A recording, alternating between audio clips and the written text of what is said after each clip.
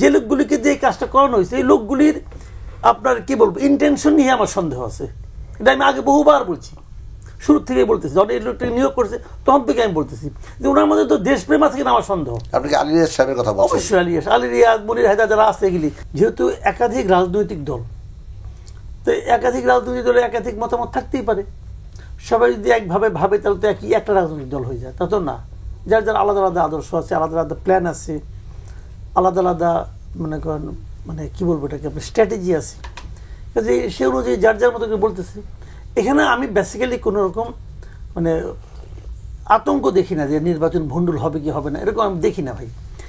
এরকম বলবে অনেক কথা, অনেকে বলবে, পরে আবার সেখানে এটা মানে বুঝবে যখন যে আমার মূল লক্ষ্যটা কি, তখন তারা সেদিকে যাবে। এবং ওই মূল লক্ষ্যের দিকে যাওয়াটা যদি নির্বাচন হয়, মূল লক্ষ্য যদি নির্বাচন হয়, এই নির্বাচনে যাওয়ার পথেও কিন্তু অনেক অনেক কথা বলবে।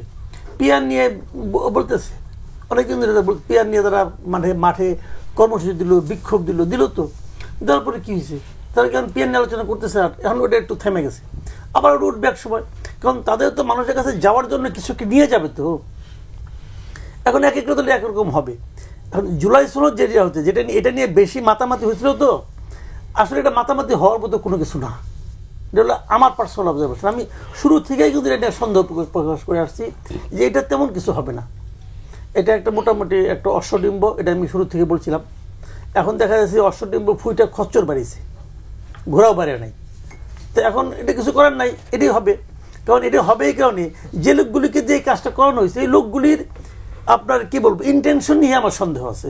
এটা আমি আগে বহুবার বলছি, শুরু থেকে বলতেছি, যখন এই লোকটা নিয়োগ করছে তখন থেকে আমি বলতেছি যে ওনার মধ্যে তো দেশপ্রেম আছে কিনা আমার সন্দেহ। আপনি কি আলী রিয়াজ সাহেবের কথা বলছেন? অবশ্যই আলী রিয়াজ, মনির হায়দার যারা আছে এগুলি, এই লোকগুলির মধ্যে কোনো দেশপ্রেম আছে, এমনকি বদির আলম মজুমদার আছে নাকি রে ভাই, নাম ধরেই বলতেছি।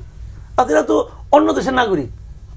যখন একটা লোক অন্য দেশের নাগরিকত্ব নেয় সেই মুহূর্তে তার দেশপ্রেম নিয়ে সন্দেহ করার আমি মনে করি পর্যাপ্ত কারণ আছে।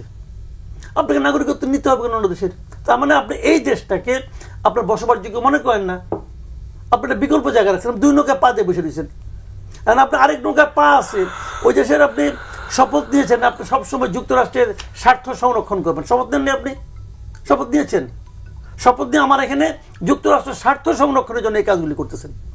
আমার সহজ হিসাব ভাই, আপনি যদি দেশকে এতই ভালোবাসেন, ঠিক আছে আগে থাকতে পারেন না, শেখ হাসিনা ছিল দুষ্ট লোক, আপনাকে ডিস্টার্ব করছে, সে তো ভাগছে, এখন তো আপনি আসেন দেশকে উদ্ধার করার জন্য, তো এটা ছেড়ে আসেন। সহজ হিসাব। ওই নাগরিকত্বকে যেমন গ্রহণ করা যায় ওরকম ত্যাগ করা যায়। ছেড়ে আসেন না কেন? ছেড়ে আসেন, দেশ উদ্ধার করেন, আপনার সঙ্গে আমরা আছি।